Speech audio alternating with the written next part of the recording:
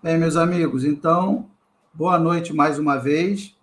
Estamos aqui em mais uma atividade da Semana da Estatística e da Pesquisa Operacional, com R.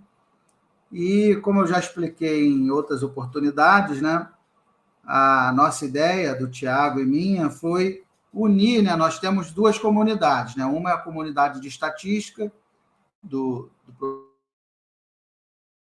a Casa da Pesquisa Operacional, que eu coordeno, né? Nós temos uma comunidade, um canal no YouTube, grupo no Telegram e etc. E aí o Tiago organiza as atividades dele específicas de estatística e eu organizo lá os métodos da pesquisa operacional, né? Mas nós estamos sempre trabalhando em conjunto, né? Até porque PO, estatística, está tudo ali mais ou menos no, né?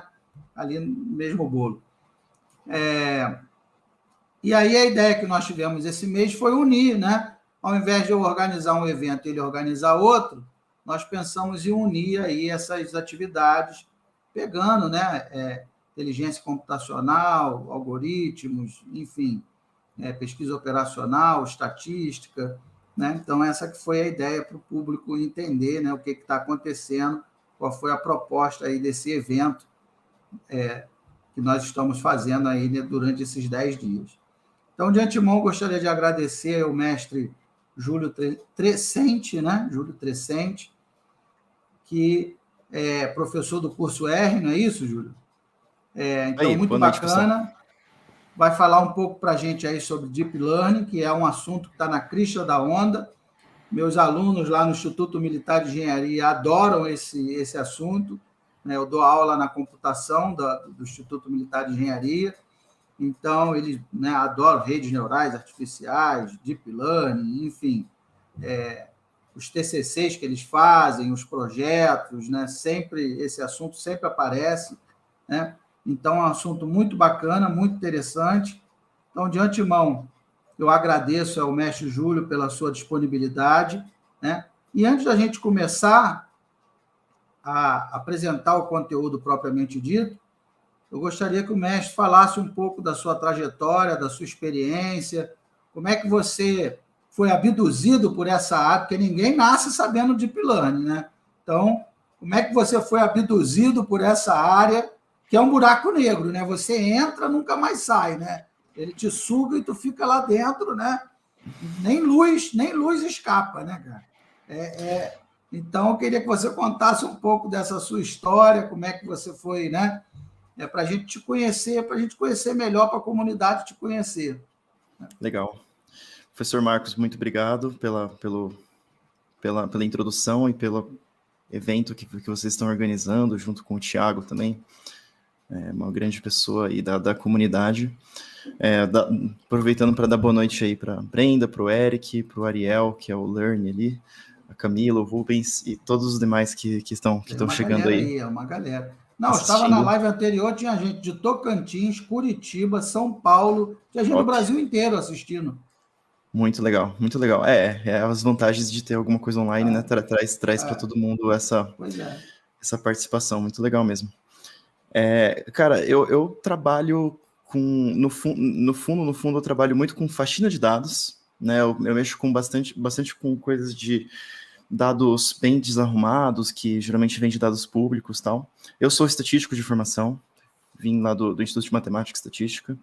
Estou fazendo meu doutorado De onde? agora. Da USP? Isso. Tá. É IME também, mas todo mundo confunde, né?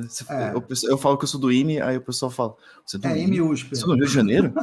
Não. É outra coisa. IME-USP. Exatamente. Aqui na UERJ, na Universidade Estadual do Rio de Janeiro, tem um IME também, IME-UERJ, Instituto de Matemática e Estatística. Pois é. Boa noite pro Atos, pro Rubens, pra Bia, pro Leonardo. E aí, eu trabalho com essa área de faxina. E aí, uma coisa que eu faço muito é web scraping, que é a extração de dados da web, automaticamente. Aí eu me especializei nisso, no R e tal. Só que tem um problema, muitas vezes, quando a gente está trabalhando com web scraping, que é quando a gente faz a extração de dados que você precisa resolver aqueles captchas, que é aquelas coisinhas que é um robô que pergunta se você é um robô. né? E aí, às vezes, tem alguns captchas que são mais difíceis e outros que são mais fáceis. E aí, em 2016, mais ou menos, a gente descobriu que dava para resolver esses captchas usando métodos baseados em Deep Learning, né? Com modelos de redes neurais convolucionais. E aí, a gente começou a pesquisar sobre isso. E calhou que eu tenho um grande amigo, que é sócio da Curso R também, que trabalha lá na RStudio desenvolvendo as ferramentas de Deep Learning, que é o Keras e o Torch, que a gente vai falar aqui, inclusive, que é o Daniel Falbel. E aí, ele que é o grande mestre, na verdade, eu só divulgo a palavra, digamos assim, do Deep Learning, mas eu estou usando no meu doutorado, né, que é sobre esses captchas, e aí por isso que eu acabei entrando nessa área. Foi completamente acidental, mas eu me apaixonei muito, porque assim, para estatísticos, é um prato cheio para desenvolver novas técnicas e para estudar aspectos teóricos, porque as coisas estão bem começando ainda. Muito legal, muito bacana. E uma pesquisa de grande impacto para a sociedade, né? É isso que eu falo. Né, a gente precisa fazer pesquisas que realmente impactem na sociedade, né? Realmente tragam um retorno para as organizações. Né? Pelo menos eu penso assim, né? Uma aplicação prática, né? Uma aplicação... A discussão teórica ela é importante também, eu julgo que ela é importante, mas assim, nós também não podemos perder, às vezes a pesquisa ela fica muito teórica, né? E a gente se afasta muito da realidade. Então, acho que é preciso, né? Nós temos que ter um equilíbrio aí entre os pesquisadores, tem que ter uma galera estudando pesquisa ali, né, teórica, pura e tal, mas tem que ter uma galera também estudando pesquisa aplicada para a coisa poder caminhar, né? Com certeza, eu penso da mesma forma, as aplicações, eu penso assim, que elas partem dos problemas, e aí a gente vai desenvolvendo a técnica conforme esses problemas vão ficando mais complexos e mais interessantes. Exatamente. Então, vamos lá. Então, vamos falar de Deep Learning. Legal. Então, posso compartilhar minha tela já? Pode, claro. Muito obrigado. Então, pessoal, boa noite para todo mundo. Boa noite para quem Brasília, Curitiba, tem uma galera aí. Boa noite para quem está chegando aí, de Brasília, Curitiba, todo mundo aí das áreas do Brasilzão inteiro. Obrigado. Eu vou fazer olha, eu vou sair, vou ficar aqui nos bastidores para não te atrapalhar, mas qualquer dúvida, qualquer dificuldade, você me chama que eu estou aqui acompanhando.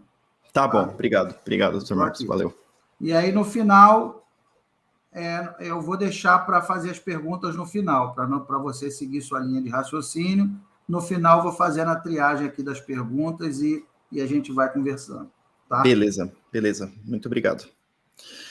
Então, pessoal, boa noite para todo mundo. Obrigado pelo convite, obrigado por participar desse evento. Espero que todo mundo esteja se divertindo com as atividades que estão acontecendo. Meu nome é Júlio. Como eu conversei com o Dr. Marcos, eu sou faxineiro de dados. Eu trabalho com programação em R, especialmente aplicada à jurimetria, que é a estatística aplicada ao direito. E como comentei, né, eu caí nessa área de Deep Learning de forma bastante incidental, através de problemas de raspagem de dados, que é a área que eu trabalho mais. Mas ela se tornou dentro da parte de modelagem estatística, ela se tornou a área que eu mais tenho interesse em pesquisar, em desenvolver, principalmente do ponto de vista computacional, que eu acho uma coisa bastante muito interessante, assim, muito instigante, uma área muito instigante. Boa noite para o Alien, para a Alessandra, Lúcio, valeu. Hoje a nossa agenda é muito simples. Eu queria mostrar para vocês um pouquinho sobre o que são as redes neurais e como que elas se relacionam com o que já sabemos. Então, aqui pessoas que são da estatística vão se relacionar bem, porque a gente vai partir de uma regressão linear ou uma regressão logística e chegar no modelo de Deep Learning. A gente vai ver que não tem nada de profundamente teórico a mais do que a gente já sabe. Então, o primeiro passo aí, só para a gente ter essa... não se assustar com o nome. Outra parte é a gente ver quais são os programas que a gente usa nessa área. Aqui vão ter alguns softwares especiais, né, que vão se manifestar na forma de pacotes do Python, do R, mas a gente vai trabalhar em R aqui. E um spoiler, essas ferramentas são o Torch e o Keras/TensorFlow. Quero dar só uma demonstração muito rápida de cada um deles, só para mostrar um pouquinho como que eles funcionam. E como que a gente faz para ajustar modelos de Deep Learning em algumas situações específicas. Aí eu vou mostrar um exemplinho de regressão linear, um exemplo de regressão não linear e um problema de imagens, né, que é o mais característico. Então é isso. O que a gente precisa saber, o pessoal que tá assistindo aqui poderia saber sobre regressão linear, regressão logística, que mais precisa? Então, nada, né? O que a gente precisa entender de base estatística é basicamente essas duas coisas para entender Deep Learning, tá? E eu vou tentar demonstrar isso para vocês. E dentro do R, conhecer o Tidyverse é sempre útil, né?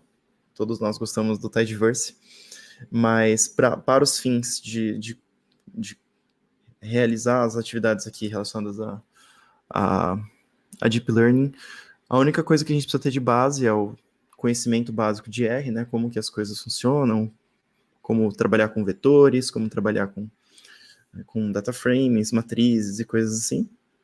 E o Pipe, que é o nosso amiguinho. Aí, mais recentemente, ele mudou, né? No 4.1, o Pipe nativo do R tá um pouquinho diferente. Mas a gente continua usando do Magritte, porque sim, porque é legal.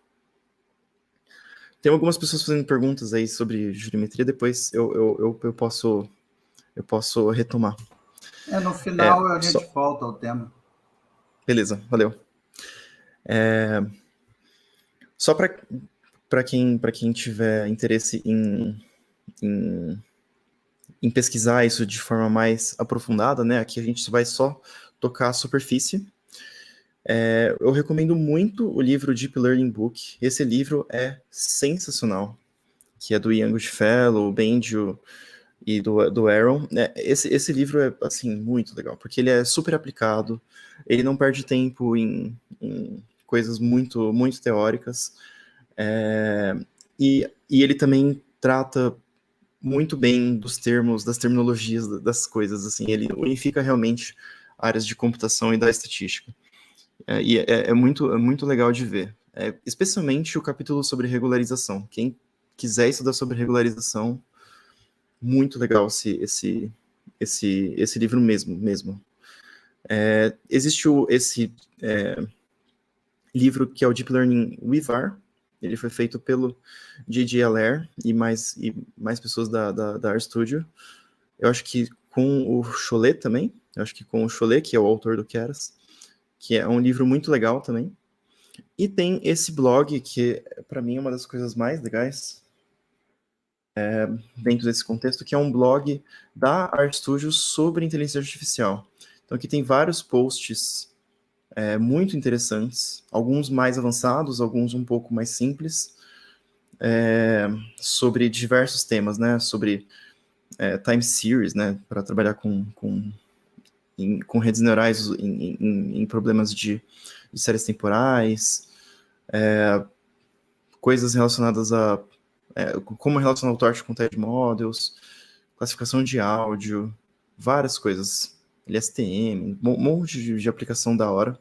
A maioria delas são escritas pela Sigrid Keidano, que é uma pessoa que faz parte da RStudio. Inclusive, ela trabalha com o Dani. É a chefe do Dani, se eu não me engano.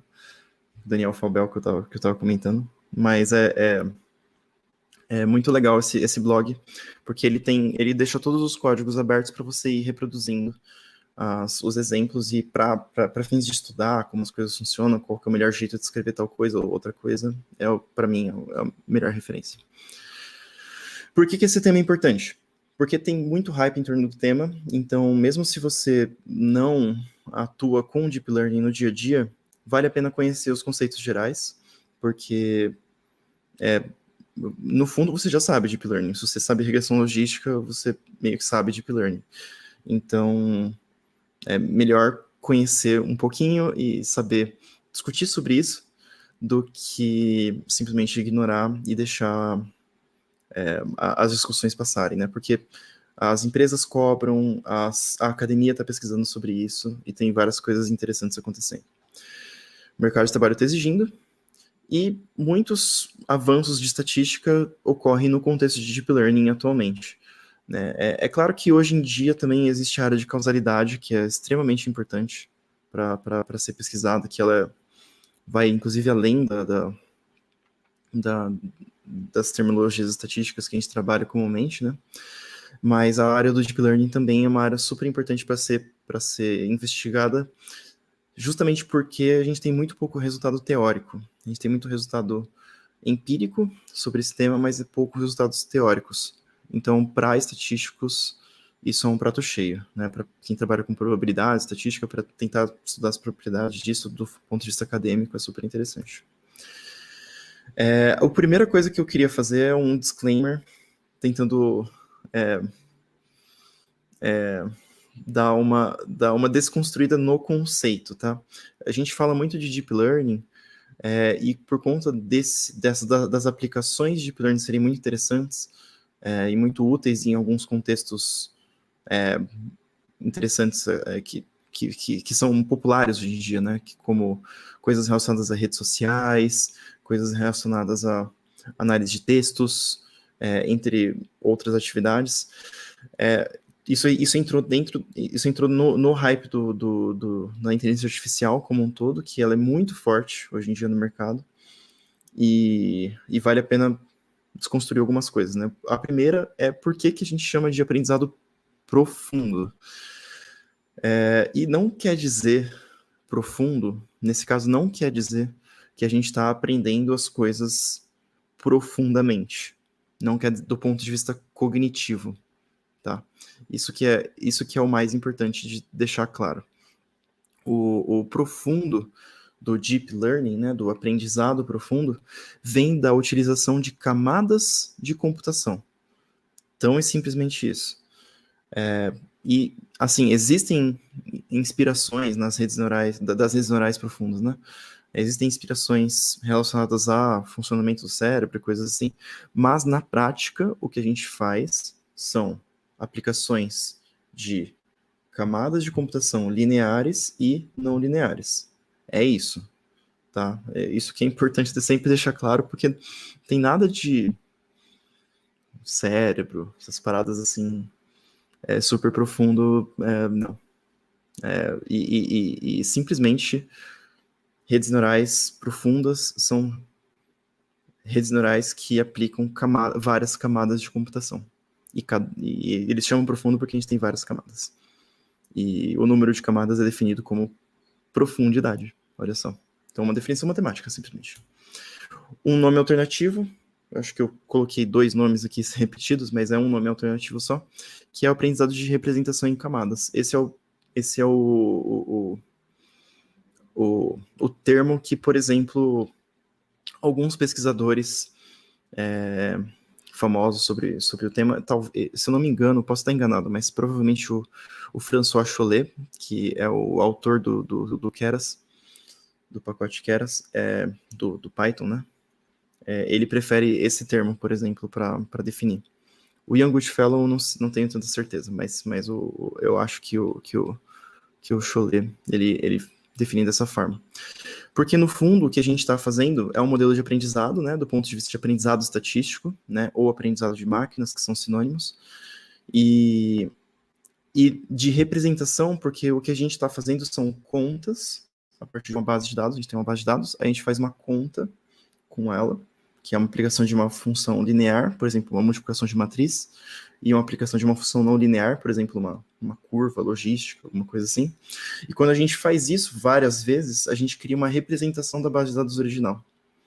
Nessa representação, ela pode ser por exemplo, uma imagem alterada, ou pode ser alguma coisa que a gente não compreende muito bem, mas é uma representação da base de dados original.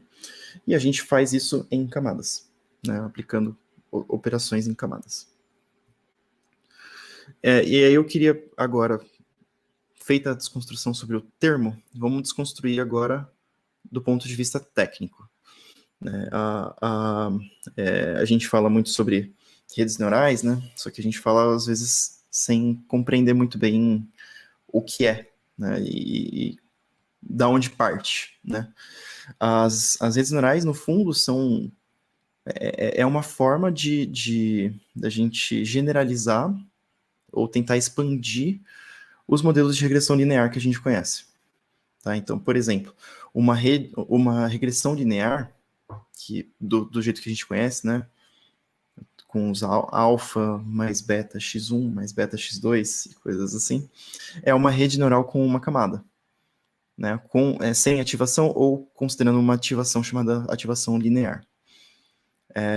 E uma regressão logística, que é a que a gente usa para diversas aplicações aí no dia a dia, é uma rede neural com uma camada com ativação sigmoide. Sendo sigmoide a inversa da função logística, né? Que é aquela curva que faz assim. Talvez assim, que seja o jeito certo de fazer. Não sei que lado que eu tô da câmera. Mas enfim, beleza. E eu queria mostrar isso só para vocês rapidinho, só para deixar claro, do ponto de vista matemático, que essas coisas são iguais e o que a gente está fazendo é uma generalização. Então, vamos lá. Regressão logística 101, né? Para quem já viu e para quem não viu, fiquem tranquilos, porque é bem tranquilo. A gente tem 3 componentes. O primeiro é o componente aleatório, que é a nossa variável resposta.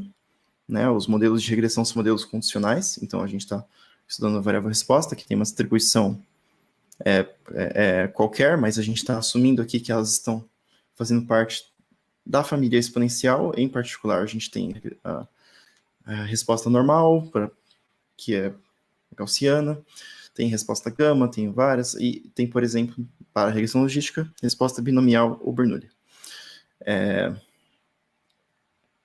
Do outro lado, a gente tem o que a gente quer utilizar para explicar essa variável resposta.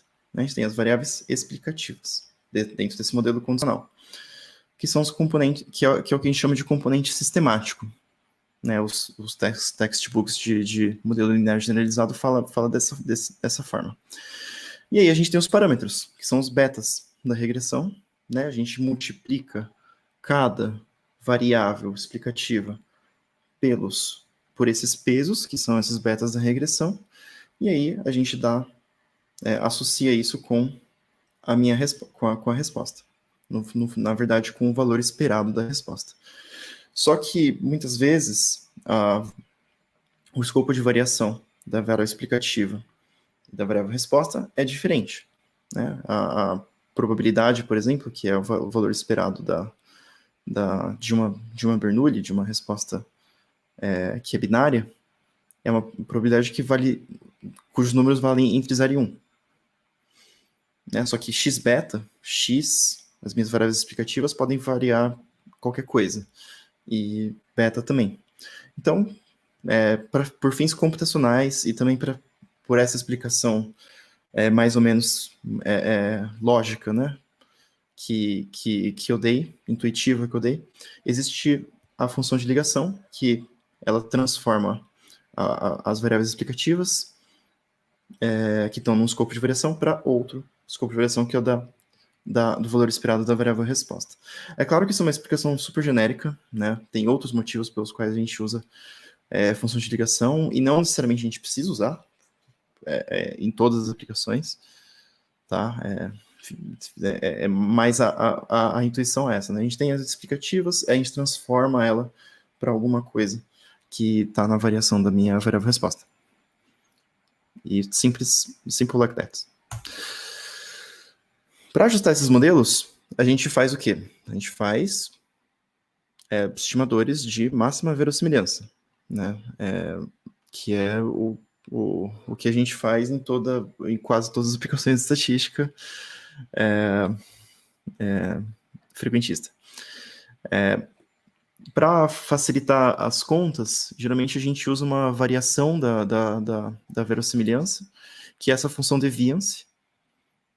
Essa função deviance, ela calcula, de certa forma, a divergência, né, a distância, não é a distância, mas a divergência entre a minha variável resposta e uma estimativa da minha resposta.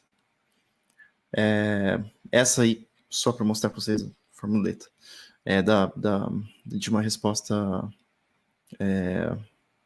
binária, né, para uma resposta, para uma regressão logística. E é 1 para 1 com essa deviância, ela é 1 para 1 com a variável resposta que a gente tem, e dá para fazer as contas para chegar em uma ou na outra. Por que a gente faz isso? Porque ela é mais fácil de fazer as contas no final, para otimizar. A gente vai ver mais para frente que ela facilita as contas. E também porque ela deriva de uma teoria um pouco maior, um pouco mais abrangente, que é a divergência de Kullback-Leibler, que eu não vou falar, mas ela tem toda uma explicação de outras áreas do conhecimento, né, de teoria como é que fala? Me fugiu agora. De outras áreas do conhecimento, teoria da informação, pronto, de teoria da informação, que estão aí para e essa divergência, ela generaliza todas as funções deviance da família exponencial, entre outras coisas muito interessantes, né? Tem várias aplicações. E aí, para ajustar esse modelo, a gente não consegue ajustar ele de forma analítica. O modelo de regressão linear logística não dá. O regressão linear dá, mas o de logística não dá. E aí, para isso a gente usa um método iterativo. O mais comum de ser usado dentro do contexto de modelo linear generalizado é o Fisher Scoring, que é basicamente o Newton-Raphson, que é aquele que pega a primeira derivada e a segunda derivada.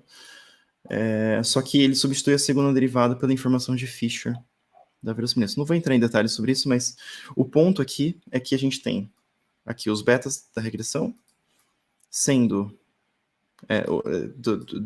numa certa iteração, sendo como os betas da regressão nessa iteração, mais esse vetor score, que é basicamente o gradiente da verossimilhança com relação ao beta, ponderado por uns pesos que são baseados na informação de Fisher. Então ele atualiza os betas numa direção ali que é dada por esse vetor aqui, que é o gradiente, e com pesos relacionados à concavidade da curva. É isso daí que dá certo, converge e a gente consegue chegar em estimativas aí boas dos betas. E por que a gente usa esse método específico e não outro método? Porque pessoas da estatística, pessoas super que pesquisaram bastante, elas viram que se você fizer contas matriciais e pegar as propriedades da família exponencial, você consegue transformar isso em um problema de métodos de mínimos quadrados ponderados e iterados. Então você cria um peso aqui, baseado em alguns números, uma variável resposta modificada, que é basicamente isso aqui, e aí você consegue atualizar, fazer essa mesma conta, só que fazendo contas matriciais. E é isso que é mais fácil de programar, mais fácil de montar os códigos. E nos anos lá que isso foi criado, era muito mais fácil de ajustar esses modelos em um tempo menor. E aí por isso que ficou super popular o método de Fisher Scoring para ajustar modelos de regressão logística e de modelos generalizados em geral. Agora vamos ver Então a gente falou de regressão logística, vamos ver como que é o famoso Deep Learning, né? O Deep Learning, ele funciona assim. A gente tem uma variável x, né? Lembra lá, o componente sistemático. A gente tem um x de entrada. Aí a gente faz transformações nesse x. A gente aplica pesos, né? Pensa nos betas da regressão. A gente aplica pesos, fazendo contas aqui. E isso aqui pode acontecer várias vezes. A aplicação de pesos e fazendo alguma conta. Aqui no meio, nessa parte, tem uma outra coisinha, que é uma transformação não linear, mas a gente vai chegar lá. E ele faz isso ele pode fazer isso várias vezes, né? Aplicar essas contas várias vezes, até chegar numa predição para y. Essa predição para y é igualzinho a gente viu nessa parte aqui. Ela pode ter uma função de ligação para chegar nessa predição para y. E aí a gente tem uma função de perda que compara a minha predição para y com a minha resposta. Essa comparação vai gerar um score, uma quantidade de erro, né, a partir dessa função de perda. E aí a gente vai aplicar um otimizador, uma função de otimização, para atualizar esses pesos, atualizar esses betas da regressão. Então, notem que se eu tirar esse segundo layer aqui, essa primeira coisa, isso aqui vai ficar bem parecido com um modelo que a gente acabou de ver, né? Vejam só. A gente tem um X, por exemplo, a gente aplica... Isso aqui é um slide retirado de um post do Atos, inclusive, dando biscoito, porque o Atos está aí. A gente tem uma variável X de entrada, aí a gente aplica uma função logística, por exemplo, uma transformação logística, e chega numa resposta. Olha essa conta aqui. WX mais B. Né? Esse aqui é o componente sistemático, o intercepto, mais o beta, que a gente está chamando de W aqui, vezes a entrada. Aí a gente aplica aquela função de ligação, né, que é aquela sigmoide. E aí a gente chega numa predição para Y. Né? Então, o beta da regressão a gente está chamando de W. O alfa lá da regressão que era o intercepto, a gente está chamando de B, que a gente vai chamar de bias, ou viés, em inglês. E a função de ligação, a gente vai chamar de função de ativação. A gente só trocou de nome. E olha só, qual que é a loss function que a gente vai usar nessa parte aqui? A gente gerou as predições, né, com essa função. Aí a gente tem que ter uma função de perda para verificar o que está acontecendo. Essa função é a divergência de Kullback-Leibler. Interessante. Né? É basicamente a mesma coisa. Então, por isso, dá para demonstrar, na verdade, matematicamente, que os dois modelos se equivalem, eles são os mesmos. É a mesma coisa que a gente está fazendo. Tá? A regressão logística e rede neural de uma camada é a mesma coisa. A gente só mudou as terminologias. Aí, uma coisa que muda, porque aí a gente vai querer expandir, né? Ao invés de aplicar apenas uma camada computacional, a gente vai aplicar várias camadas computacionais, né? Para conseguir fazer esse modelo de Deep Learning. E aí o que muda para a gente conseguir fazer isso é o seguinte. Lembra que a gente viu lá a atualização dos betas para otimizar? Aqui a gente tinha o beta novo sendo igual ao beta velho, mais a informação de Fisher vezes o vetor de score. A informação de Fisher, ela precisa que a gente calcule a segunda derivada da minha log-verossemelhança. E isso é difícil de fazer, porque a segunda derivada é meio chato, tem que calcular esse ano. E dá trabalho de fazer isso. E aí, um método que não precisa fazer isso é o método chamado de descida de gradiente. Ao invés de colocar esses pesos na direção do gradiente que vai atualizar os meus betas baseados na concavidade, né, na segunda derivada da minha log-verossimilhança, eu vou substituir isso por alfa, um número fixo. Simplesmente assim. E eu acho isso muito louco, eu acho isso muito da hora. E esse alfa, quando a gente for... E ele fica super simples, né, de calcular, porque a gente só precisa calcular a primeira derivada para calcular.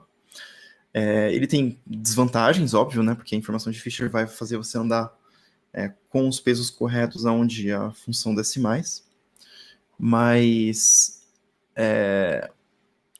esse alfa, ele é interessante porque ele pode ser controlado, ele pode ser descoberto, digamos assim, ou controlado mesmo, por validação cruzada. A gente pode utilizar métodos de validação cruzada para conseguir encontrar bons valores desse alfa. E aí, dentro do contexto de redes neurais, esse alfa ele é chamado de learning rate, né? É a taxa de atualização. Quanto maior o meu tamanho do passo, mais otimista eu sou com relação à atualização dos betas do meu modelo. Se ele é muito pequeno, ele vai dar passos menores, eu estou mais pessimista. Né? Outra mudança que existe dentro do Deep Learning com relação à otimização é o advento da descida estocástica. Né? O que acontece muito nessa área de Deep Learning é que ao invés da gente trabalhar que a gente acaba trabalhando com bases de dados que são muito grandes, né? Bases de dados que não cabem na memória do computador, bases de dados que não cabem na RAM do computador. Para isso, a galera pensou assim, por que não, ao invés da gente pegar todos os dados, calcular os gradientes usando todos os dados e atualizar o beta os betas do meu modelo, por que não eu considerar uma amostra? Eu pego uma amostra dos meus dados e dou um passo com base numa amostra desses dados. Né? E aí você pode fazer isso várias vezes, e aí, usando matemática, probabilidade, você consegue demonstrar que as duas curvas, usando a amostragem ou usando a base de dados inteira, elas convergem para o mesmo ponto. Né? Eu acho isso muito legal. E aí a descida de gradiente estocástica se tornou o otimizador padrão dentro do Deep Learning por conta disso, né? Porque você consegue calcular muito fácil, porque você não precisa saber segunda derivada, e você também consegue carregar, rodar isso muito fácil, porque você não precisa ler a base de dados inteira no seu disco. A cada passo que você dá, você vai pegando uma amostra. Né? Isso causa, obviamente, uma variância maior, né, no algoritmo. O algoritmo vai fazer assim para chegar nos resultados. Mas eles convergem igual e tem até umas discussões sobre possíveis propriedades de regularização que a utilização da descida de gradiente estocástica pode trazer. Mas isso são pesquisas que estão em andamento. Então, eu falei agora, fiz o paralelo de uma área e outra, e agora eu só queria falar sobre a questão computacional. Beleza, a gente sabe o que é Deep Learning, a gente sabe como que relaciona, e agora a gente quer saber quais são como que se relacionam as duas, como que a gente faz para rodar isso no computador. Nesse universo, existem duas ferramentas, existem mais, tá? Mas existem duas ferramentas principais que dominam o mercado, digamos, ou a academia também, na área de Deep Learning. Uma coisa que é chato de Deep Learning é que a gente precisa ficar calculando esses gradientes aqui. Né? Os nossos modelos de Deep Learning eles são arbitrariamente complexos. Né? A gente consegue fazer aquelas camadas de computação com muitas contas diferentes. E aí, isso para calcular a derivada dessas coisas, dessas funções super não lineares, dá um trabalhão. E aí o que o pessoal fez? Vamos criar umas linguagens aí, uns pacotes computacionais que fazem diferenciação automática. Né? Diferenciação automática já existe há muito tempo, mas o TensorFlow e o Torch, né, através do PyTorch, eles implementaram isso utilizando ferramentas bem mais do nosso tempo, assim, né, contemporâneas. E eles fazem essa diferenciação automática. O que a gente ganha com isso? A gente não precisa calcular derivada. A gente não precisa escrever manualmente as derivadas das coisas que a gente vai calcular quando a gente escreve um modelo de Deep Learning. E dá pra gente muito poder, assim, porque você basicamente precisa só especificar o modelo, falar o que ele vai fazer, falar como que você vai otimizar, qual que é a função de perda, como chega da sua entrada até a variável resposta, né? Tudo isso aqui, todas essas coisas aqui. E essa atualização dos pesos, ela acontece automaticamente. Então, é muito bacana. E a outra vantagem dessas ferramentas é que elas ligam com as placas gráficas, que provavelmente um dos maiores motivos pelos quais os modelos de Deep Learning têm funcionado tão bem hoje no mercado e principalmente o motivo pelo qual a gente consegue ajustar esses modelos hoje em dia, porque eles são computacionalmente muito intensivos. Né? E aí, o TensorFlow, ele é organizado e mantido pela Google, né? Se vocês olharem lá no GitHub, o TensorFlow, ele se não o maior, um dos maiores repositórios que existem em questão de estrelas, seguidores e pessoas que contribuem com o pacote. E o Torch é mantido pelo Facebook. Então, empresas pequenas cuidando aí dessas ferramentas por trás, elas são de código aberto, então toda a comunidade pode dar uma olhada, apoiar, fazer modificações, criar issues nessas ferramentas, mas elas são tão importantes para o mercado hoje em dia que essas empresas aí abraçaram para desenvolver mesmo. E tem times e times dessas empresas desenvolvendo aplicações, extensões e coisas assim para esses pacotes computacionais. Tá? O Keras, ele é uma forma, ele é construído em cima do TensorFlow, ele usa o TensorFlow como back-end. Antes ele usava outras coisas, mas hoje em dia ele é praticamente integrado com o TensorFlow, que é essa ferramenta, o TensorFlow sendo essa ferramenta que calcula a derivada e aplica operações matriciais usando as placas gráficas, já vou falar sobre elas. Isso aqui tá antigo, tá? Esses 50k seguidores tem muito mais. Muito mais, hoje em dia. Mas o Keras, o que ele trouxe é uma camada mais intuitiva para as pessoas que têm interesse em desenvolver modelos de Deep Learning possam especificar os seus modelos sem ter muito trabalho. Né? O TensorFlow ele é muito grande, muito complexo. Aí o Keras é uma forma super intuitiva de escrever e especificar modelos de Deep Learning. Né? E por isso que ele ficou tão popular. Ele é muito popular, porque é super fácil de entender o que ele está fazendo. Né? Tanto que eu vou mostrar o código para vocês daqui a pouco. E basicamente fica um pipeline. Fica ao invés de usar dplyr, mutate, filter, você está aplicando ali uma camada linear, você está aplicando uma convolucional, coisas assim, para chegar na sua resposta. É muito evidente o que ele está fazendo ali. E é muito expressivo a linguagem. O Keras, ele foi construído, tanto o TensorFlow quanto o Keras, eles foram construídos inicialmente em Python, tá? Isso é importante notar. E o Keras do R, que também existe o pacote do R, ele não partiu do zero, ele não criou, ele não puxou a lib do TensorFlow do zero. O que ela faz, na verdade, é funcionar como um tradutor ali, né, um wrapper, das operações do Python. Tá?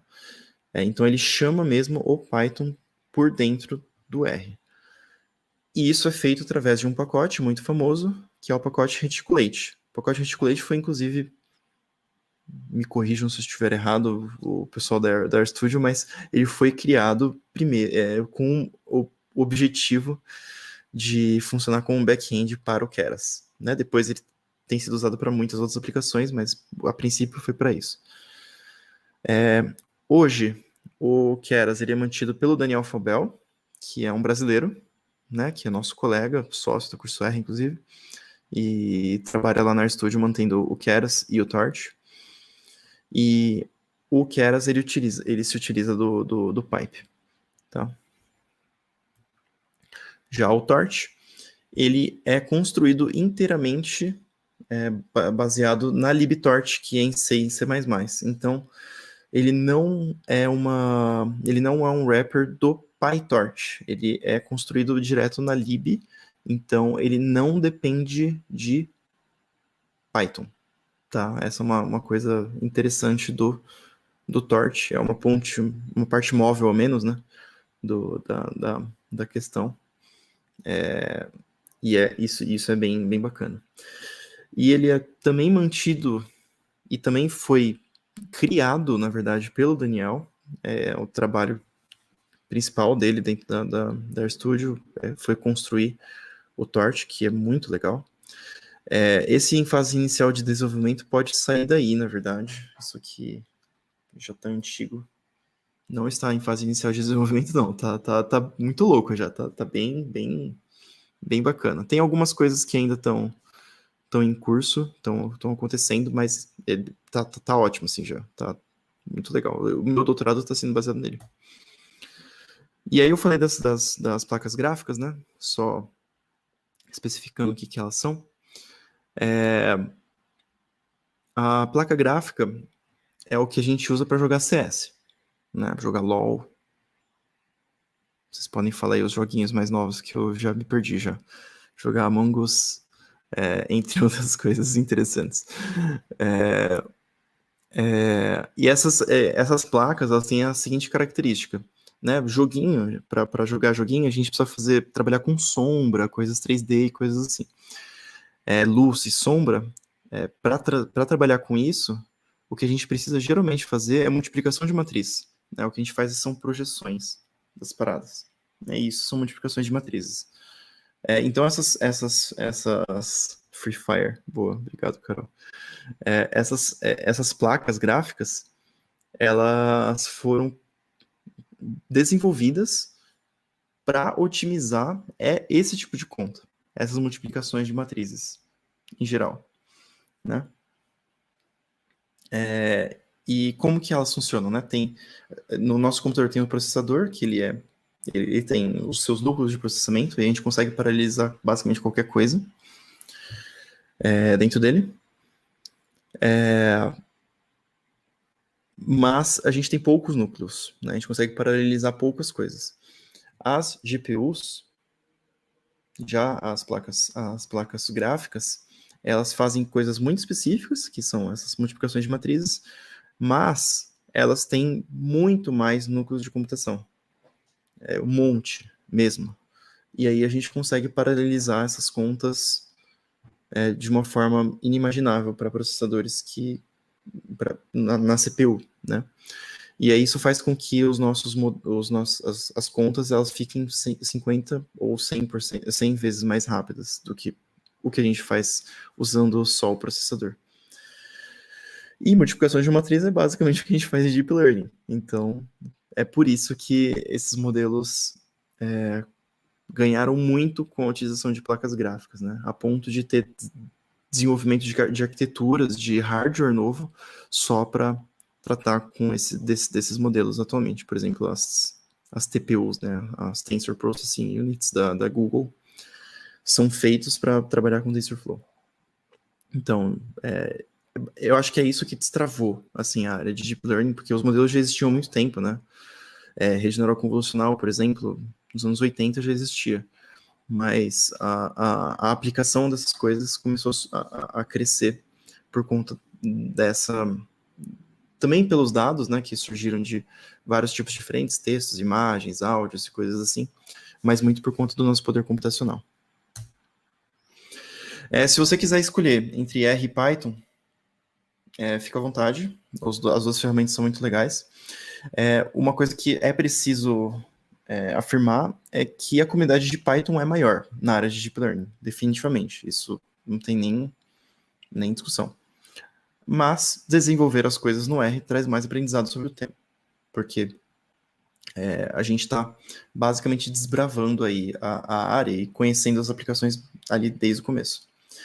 Entre Keras e Torch, se você tiver como escolher as duas, testa as duas, eu acho que vale a pena ver qual que você gosta mais.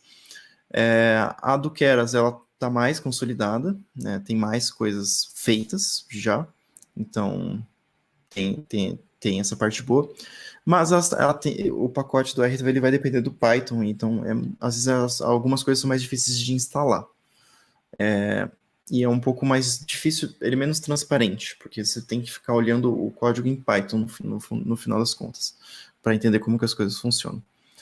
Já o Torch, ele tem muito potencial, mas ele está um pouco mais no começo, não está tão no começo assim, ele está já bem legal, mas ele tem essa vantagem de ter menos partes móveis e, pelo menos assim, para quem desenvolve modelos, eu acho que é mais legal. Então, eu vou mostrar alguns exemplos para vocês. Eu acho que eu não vou chegar a falar de convolucional, porque não vai dar tempo. Mas vou dar 2 exemplinhos aqui, uma regressão linear e um MLP. Muito rápido. Primeiro Studio. Esses códigos eu vou passar todos para vocês, tá? Então, aqui é um exemplo de MLP usando o Keras. Vou mostrar só o Keras hoje para vocês. Então, eu estou aqui carregando o meu modelo, o Gplot, para mostrar uns gráficos. E essa aqui é a minha variável resposta e minha explicativa. O que eu quero conseguir fazer é um modelo que consiga lidar com uma curva desse tipo aqui, tá? E aí, como que funciona o Keras? Ele tem um input, esse layer input, que é basicamente onde você define a dimensão da sua variável de entrada, né, o seu x, e o seu output, que é o resultado de uma conta. Né? Nesse caso aqui, a gente está aplicando um layer dense, que é simplesmente a aplicação de uma operação linear. Então, isso aqui no fundo, né, se a gente olhar esse modelo, né, ele fala aqui que é um modelo que tem 2 parâmetros, é uma regressão linear. Isso aqui é simplesmente uma regressão linear. Aí a gente define, igual a gente viu naquele slide, quem é a nossa função de perda. Aqui a gente está usando a função de perda que é o erro quadrático médio, né, MSE, Mean Squared Error. E o otimizador vai ser SGD, que é Stochastic Gradient Descent. Então, perda, otimizador. E aí eu ajusto esse modelo, e aí ele vai lá e consegue chegar na minha resposta. O erro foi esse, e aí o modelo que eu ajustei foi esse aqui, uma retinha. Tá? Agora vamos fazer um modelo que ele faz essa curvinha, ele tenta fazer uma curvinha.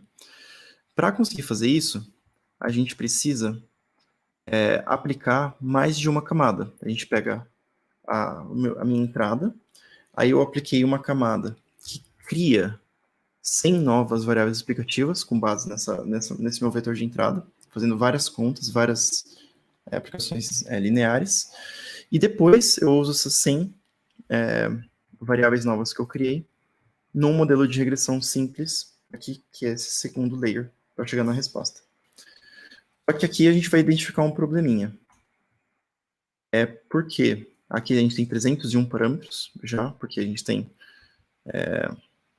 101 aqui na primeira camada, desculpa, 200 aqui na primeira camada, que são as 100 interceptos mais 100 betas de regressão que eu criei, e mais 101, que é os 100 betas da segunda camada, mais um intercepto da segunda camada. Mas aqui a gente vai identificar um problema, quando a gente ajustar, que é o seguinte, vamos ver. Ajustou? Vamos ver o resultado.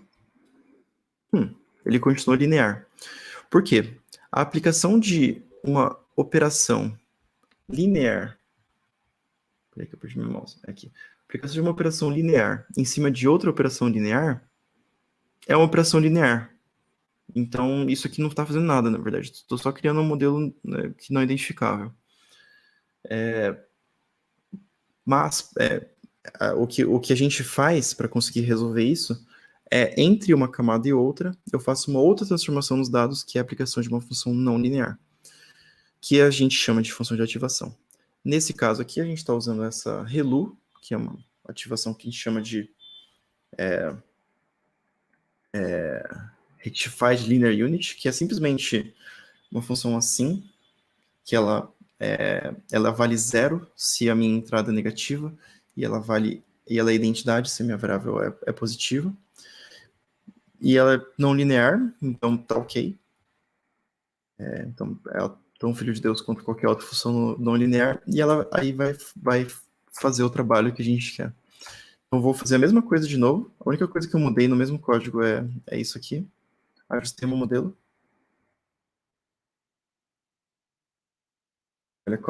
Olha agora como a curva desceu bonitinha.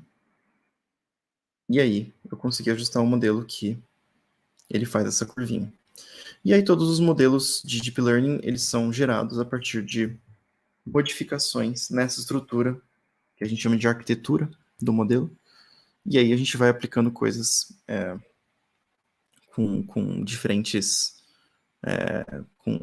configurações para conseguir melhorar os nossos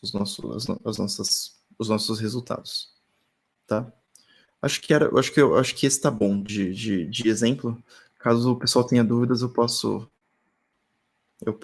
explorar mais, mas eu acho que é isso que eu queria trazer para vocês. Tem alguns materiais a mais, extras aqui.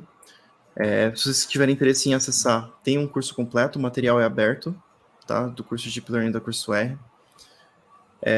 Se vocês quiserem acessar os slides, eles estão aqui. Eu vou até mandar no chat privado aqui. Isso, manda que eu compartilho aqui com o pessoal.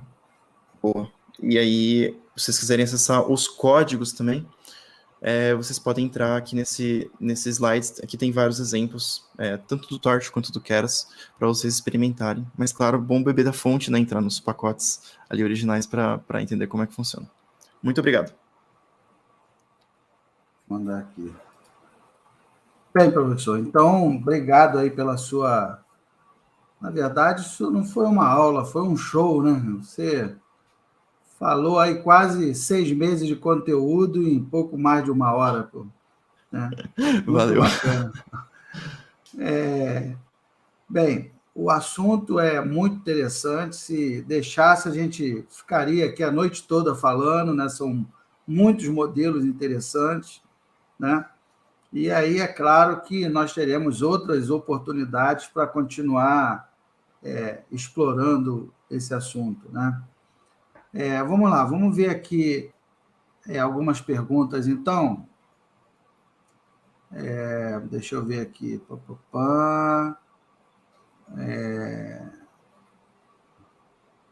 O Atos está aí assistindo a gente.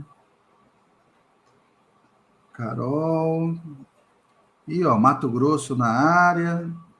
Mato Grosso. Aí, Luciano fez um comentário, é ótima apresentação, parabéns. Valeu.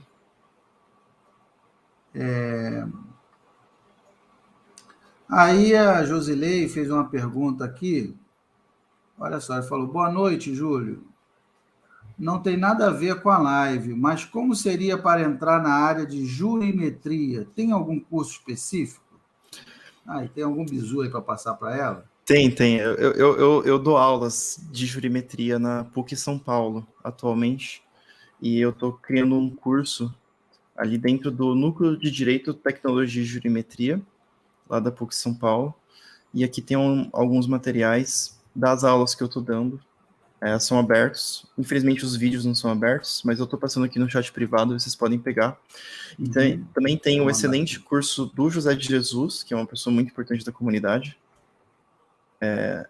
e ele também tem um curso de jurimetria, cujos materiais estão nesse link aqui, que eu vou passar no chat privado também. Deixa eu mandar aqui. Pô, só esse bizu que você deu agora vale mais que dinheiro, pô. Vou mandar aqui. Pô, só tá passando filé aí para a comunidade, pô. Boa. Deixa eu pegar aqui o outro. Deixa eu pegar aqui. Não, porque é uma informação assim, muito específica, né? Muito técnica. Se não fosse você falar, se não fosse, não tem como adivinhar, né? Aí você coloca no Google, aí vem um mar de bobagem, aí tem um monte de pilantra que não ensina nada, e aí você, né, acaba entrando de gaiato. Assim não, você já está passando o caminho das pedras, né? Muito legal. Deixa eu botar aqui. Já está passando só o filé mignon, pô. Boa. Que, aliás, está caro pra caramba, né? R$70 o filé pois mignon. O negócio tá louco. Contra filé 40, filé mignon 70. Então... Melhor virar vegetariano. Bem, deixa eu ver aqui. Bem, já vimos aqui a pergunta da Josilei.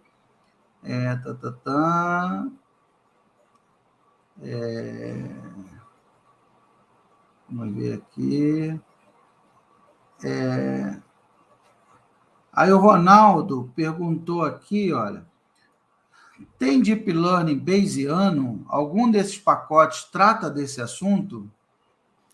Tem Deep Learning Bayesiano, sim. Geralmente esses modelos eles são ajustados utilizando métodos de aproximação de função, né? Porque usar MCMC em Deep Learning é uma loucura, assim, eu não sei se tem, mas esses modelos variacionais, né? Que são os modelos de Bayesianos. E tem um curso no Coursera que trata disso. Que eu vou passar o link aqui também. Que é o Bayesian Methods. Tem cursos maravilhosos lá no Coursera. Maravilhosos. Esse aqui é dos russos. É um curso muito bom, que ele trata de várias coisas, não só de Deep Learning Bayesiano, mas de outras aplicações.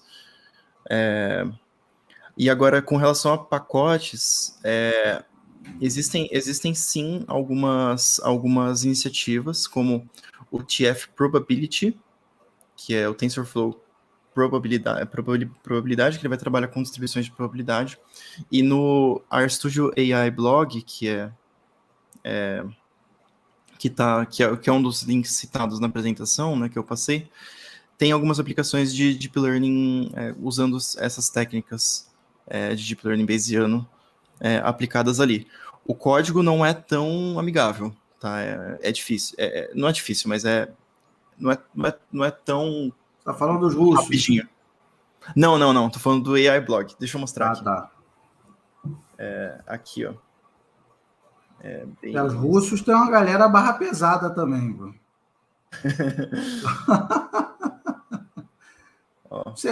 Você gosta de andar com essas más companhias, né? Só a galera barra pesada, pô. Russo, indiano. Eu não sei se eu passei o link certo aqui, mas eu passei um link de um exemplo de utilização do TF Probability. Tem vários posts aqui da Sigrid e de outras pessoas. Mas o que você está procurando é alguma coisa nesse sentido. Se você tiver interesse em aplicar modelos bayesianos de Deep Learning. Muito bom, sensacional, pô. Aí ela agradeceu aqui, né? Muito obrigada, Júlio, live show. Alessandra, professora Alessandra está sempre aí com a gente também, professora Alessandra Moraes. Aí o Eric aí, ó, mestre Júlio é um showman. Carol Fagundes, parabéns. Jobson. Rubens está sempre aí com a gente também. Valeu. Aí a Josley mandou novamente, valeu mesmo, muito obrigada, Júlio. Acho que só, todas as dúvidas isso, né? foram... É isso. Então... Legal. Deixa eu botar, valeu aqui, o último aqui.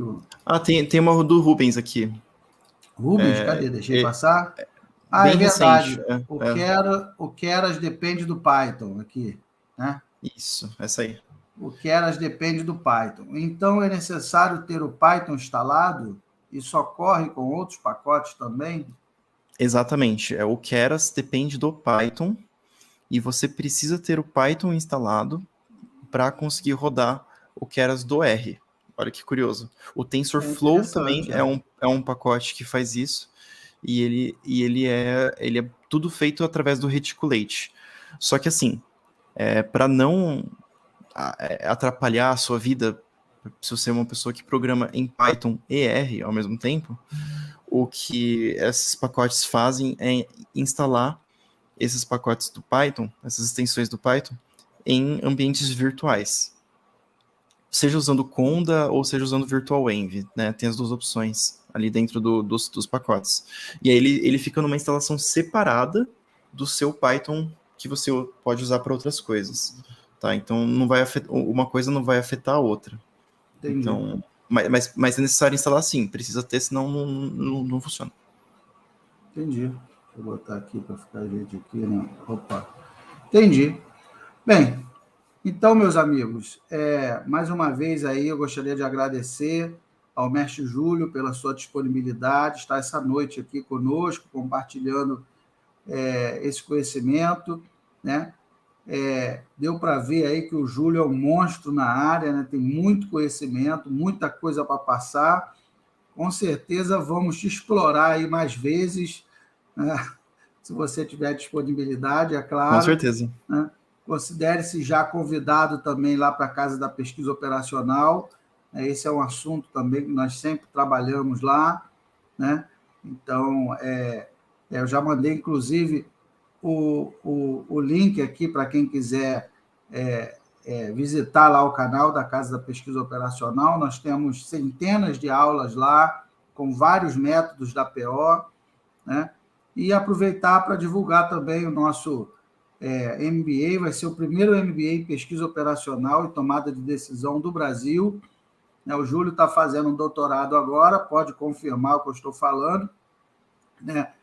Normalmente, essas áreas, né, quem quer pesquisar Deep Learning, os métodos da PO, né, cadeia de Markov, enfim, acaba que fica muito restrito a cursos de mestrado e doutorado, né? Principalmente em universidades públicas, né? Então, por exemplo, eu fiz o meu mestrado em PO na UFRJ, fiz o meu doutorado em PO na Universidade Federal Fluminense, depois fiz o pós-doutorado do Instituto Tecnológico da Aeronáutica, dou aula de PO no Instituto Militar de Engenharia, então fica muito restrito, né? Então, a pessoa que não é um acadêmico, que está no mercado e que quer ter acesso a esse conhecimento, acaba não tendo tanto acesso, né? Daí a importância da Casa da Pesquisa Operacional, do curso R, da comunidade aqui do Tiago, né? E aí nós juntamos aí várias, assim, as grandes áreas da pesquisa operacional, simulação de eventos discretos, cadeia de Markov, lógica fuzzy, programação inteira, né? pegamos aí as grandes estatísticas, pegamos aí as grandes áreas da PO e montamos uma grade, montamos aí um MBA, que até onde eu saiba é o primeiro MBA do Brasil em pesquisa operacional e tomada de decisão. Eu estou coordenando esse MBA, né? Então, acho que é uma oportunidade aí para quem, até para quem quer começar, né? Porque quer começar, quer fazer ali um overview, ver mais ou menos o terreno que está pisando, e aí depois, eu sempre brinco lá com meus alunos do IME, né? Depois você passa a usar drogas mais pesadas, né? Então, você começa andando com mais companhia, né? E aí você acaba ficando aí que nem o Júlio, que nem eu fiquei, né? Acaba se tornando um cara meio suspeito, né? O pessoal morre de rir que eu faço essa brincadeira. Então, você começa a usar drogas cada vez mais pesadas na área de modelagem matemática e modelagem computacional, né? Então, uma oportunidade aí para fazer um approach, aí, né? uma aproximação, fazer uma aproximação para quem quer entrar nessa área de dados, nessa área de tomada de decisão, né? Então, mais uma vez, eu agradeço ao mestre Júlio, né? Ele está lá no curso R, né? Está lá, dá vários cursos interessantes lá também, né? E agradecer agradecer aqui a presença de todos, e amanhã, então, continuaremos aí com a nossa semana da estatística da pesquisa operacional. Tá? Quer falar alguma coisa, mestre? Só queria agradecer pela oportunidade de falar com vocês, agradecer para todo mundo que assistiu aí, espero que no futuro vocês tenham interesse em aplicar esses métodos, e parabéns pelo MBA, muito legal. Tá bom, obrigado. Boa noite, pessoal. Fiquem Valeu, com Deus, pessoal. e até amanhã. Até mais, tchau.